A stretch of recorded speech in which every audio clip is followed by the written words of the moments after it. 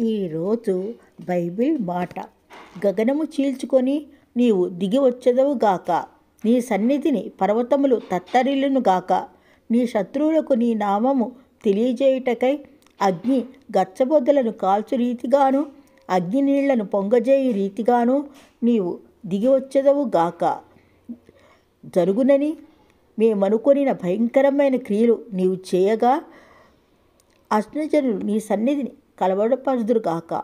నీవు దిగి వచ్చెదవు కాక, నీ సన్నిధిని పర్వతములు తత్తరిల్లునుగాక.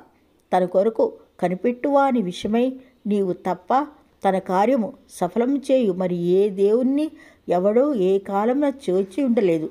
అట్టి దేవుడు కలడన్న సమాచారం మనుషులకు వినవలేదు. అట్టి సంగతి వారికి తెలిసి ఉండలేదు. నీ మార్గమును బట్టి నిన్ను జ్ఞాపకము చేసుకుని చున్నాము. ఆమెన్. 64